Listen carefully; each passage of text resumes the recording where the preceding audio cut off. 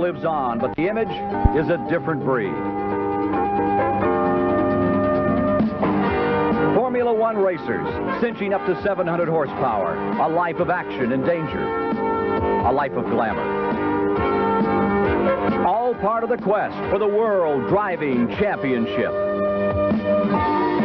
Race number 9 for the World Championship from Dallas, Texas, on CBS live flag-to-flag coverage.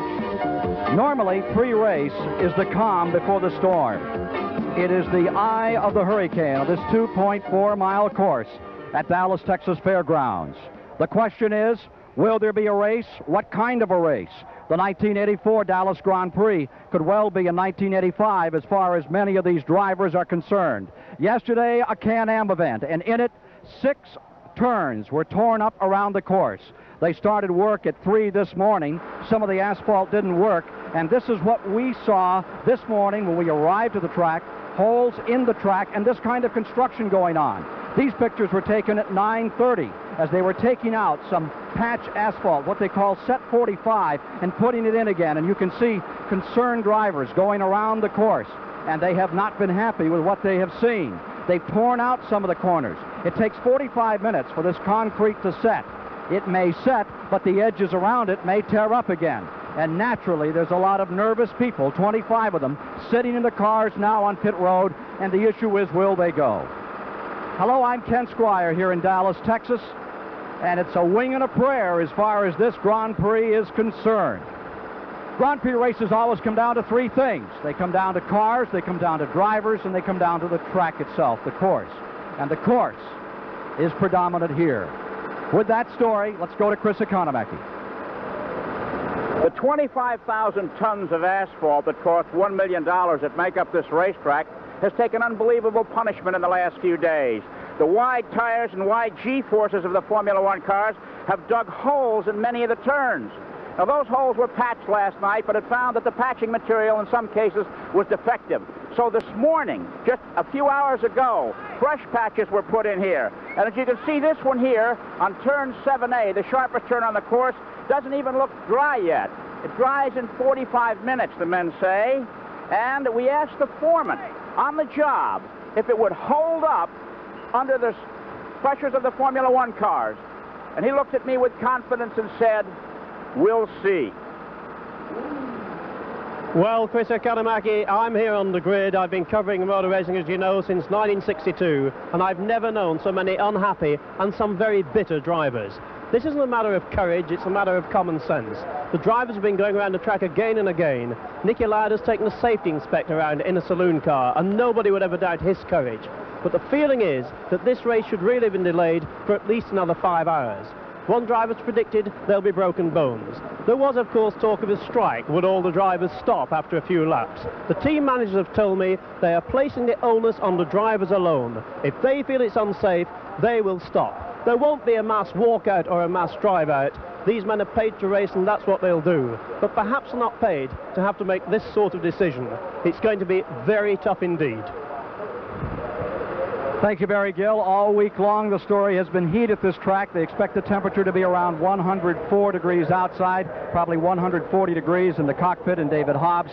That's going to make it miserable, no matter how many laps they run or don't run today. Well, it is going to be miserable, Ken, and of course the track breaking up just makes it, compounds the misery for these drivers. You've got to think of a cockpit temperature at least 30 degrees above ambient, which is going to make it about 130 degrees, and doing it at 60-odd laps around this track, you're looking at something like 2,500 gear changes, 1,500 applications of the brake. It's like doing a pretty medium workout in a sauna. If the track breaks up as well, they've got to be much more precise. There's nowhere to go. If they do make a mistake, it's straight into the wall. So it's going to be a pretty tough day for these guys. Now, quickly, let's take a look at the course over which these drivers will be competing today. Here's David Hobbs.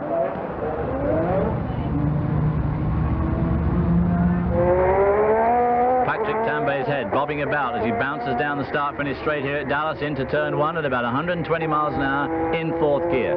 This is a tricky, bumpy, double apex right-hander, which leads into another bumpy, double apex left-hander. He's accelerating all the way through here, probably up to about 130 here, and accelerating up to about 150 at this point here before he brakes hard for this first sharp left-hander, down to probably 2nd gear there. More very quick acceleration up here.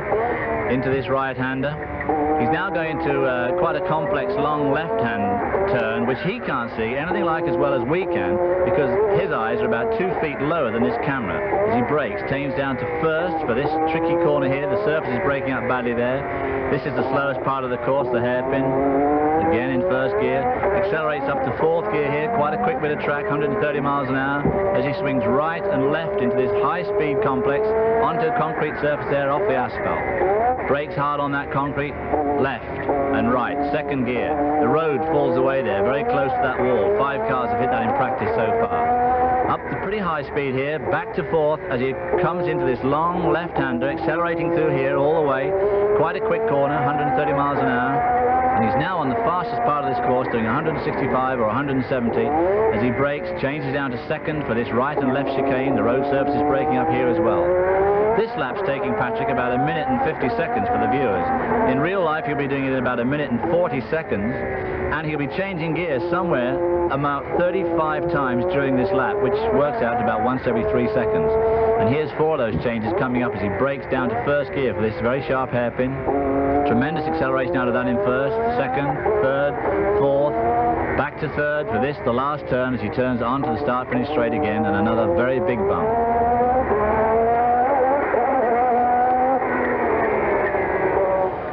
Across the start-finish line by our announced position, temperature now at 90 degrees. Temperature at 90 degrees, and it may stretch to 104 before the afternoon is over. The 32nd board is out for the formation lap.